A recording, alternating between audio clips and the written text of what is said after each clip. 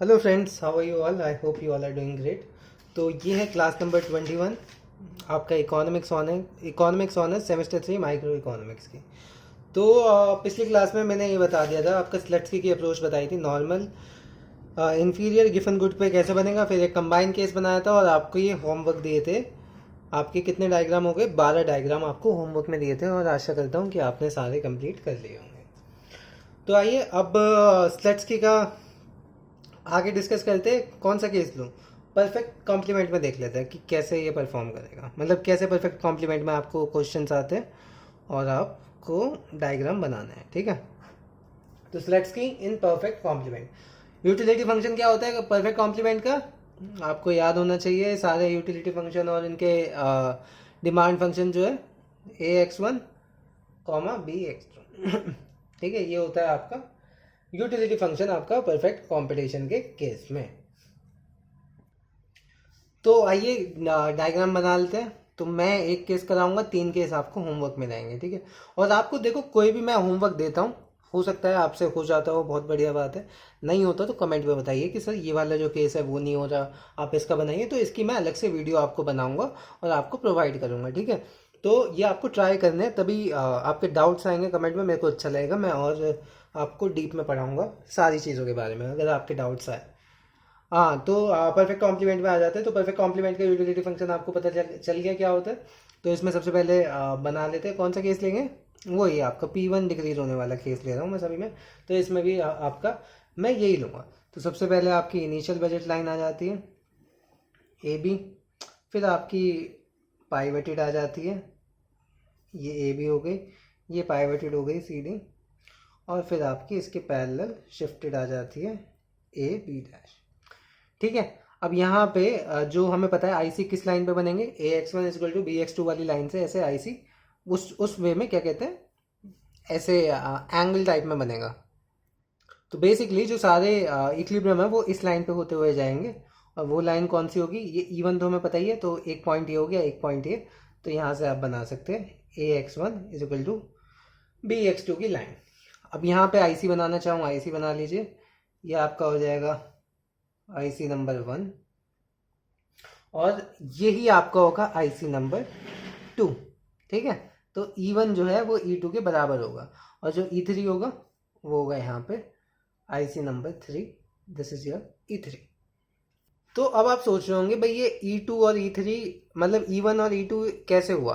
तो सबसे पहले तो अगर आप वैसे भी देखेंगे कि सारे इक्विलिब्रियम इस लाइन पे पढ़ने चाहिए, AX1 टू BX2, तो यहाँ पे इसके अलावा कोई पॉइंट ही नहीं है जहाँ पे आप आईसी ड्रॉ करो और वो इस लाइन पे आ जाए। ठीक है, ऐसा कोई पॉइंट ही नहीं है। तो इसलिए इन दोनों का इसी पॉइंट पे इंटरसेक्शन हो रहा है और यहीं से ही आपका वो पास कर रहा है, तो इसलिए IC1 और IC2 आपका इक्वल है।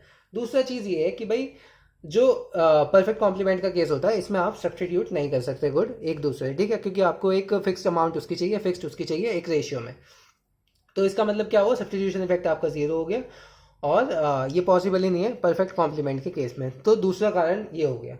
ठीक है, तो इसमें अब आप ये भी जान चुके होंगे कि जो आपका X1 है वो X1 डैश के इक्वल है और आपका जो X1 स्टार है वो आपका X1 स्टार ही है। ठीक है, तो इसमें आप देखोगे तो यही आपका सिर्फ इनकम इफेक्ट ही होता है, क्योंकि सब्स्टिट्यूशन इफेक्ट इसमें 0 होता है। तो यहाँ पे देखोगे तो नेगेटिव इनकम इफेक्ट आ रहा है which is equal to negative price effect. तो इनकम इफेक्ट ही यहाँ पे प्राइस इफेक्ट होता है। ये है मेन चीज जानने की।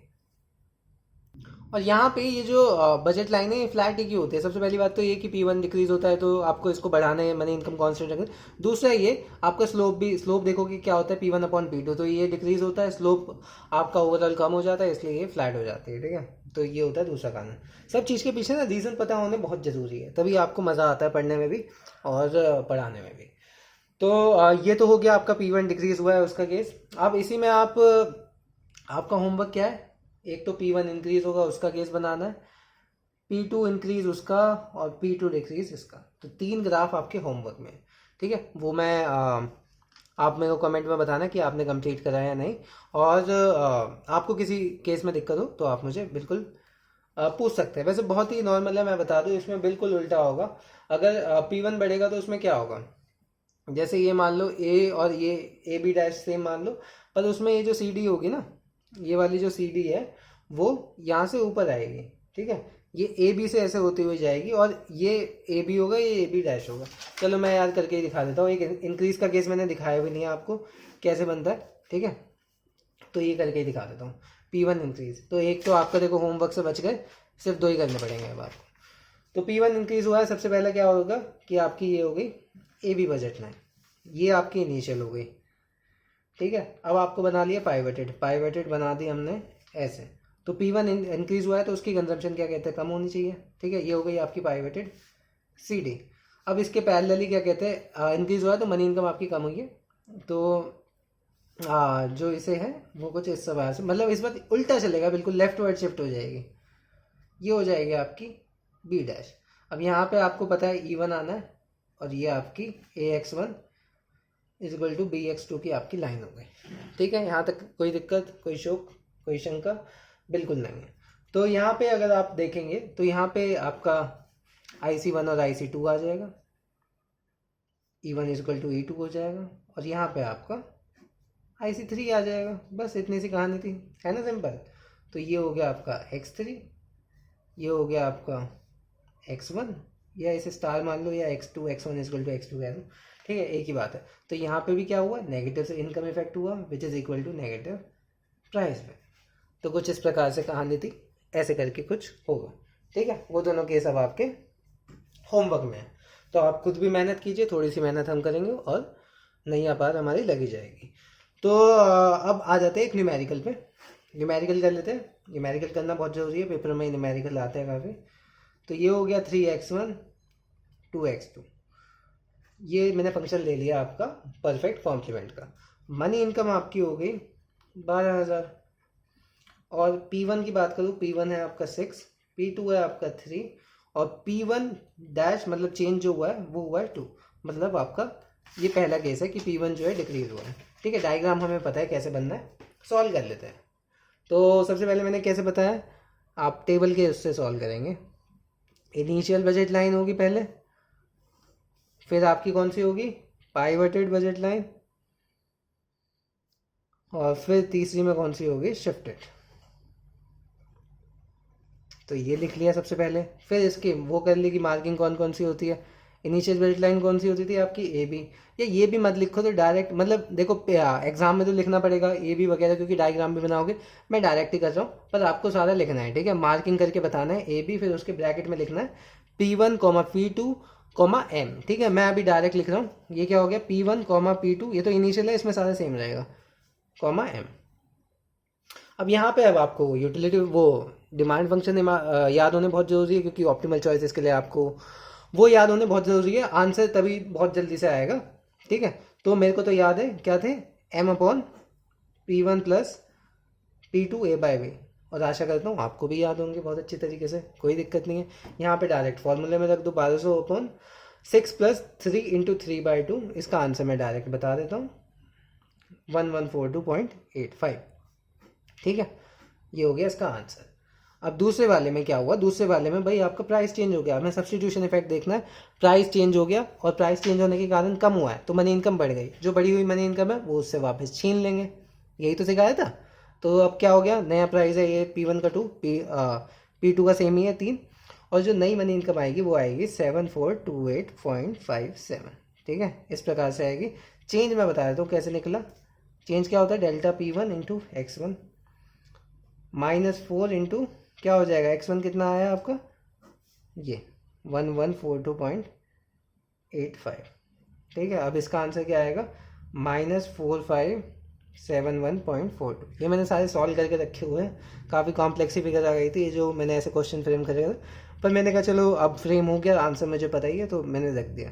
तो M डैश आपका क्या आ जाएगा, 7428.57, ठीक है। तो 12,000 में से बस इसको माइनस करना है, वो आपका M डैश आ जाएगा। अब यहाँ पे निकालोगे तो X1 डैश मैं आपको डायरेक्ट बता रहा हूँ, आप कैलकुलेट करके देख लेना।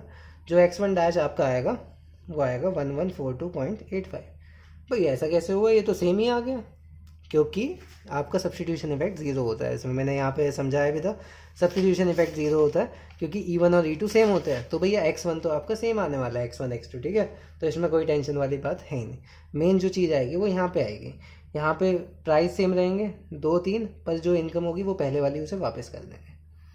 ठीक है, क्योंकि यहाँ पे हमें इनकम इफेक्ट देखना है। यहाँ पे मेन चीज़ बस निकाल लो, x1 डबल डैश हो गया ये आएगा आपका 1846.15। सब्सटीट्यूशन इफेक्ट यहाँ से देख सकते हो, 0 है, इसमें से इसे माइनस करोगे, इसमें से इसे माइनस करोगे, आपका इनकम इफेक्ट आ जाएगा x1 double dash minus x1 dash which is equal to 703.35। और आपका जो इनकम इफेक्ट होता है वो ही प्राइस इफेक्ट के बराबर होता है। तो ये हो गया आपका आंसर।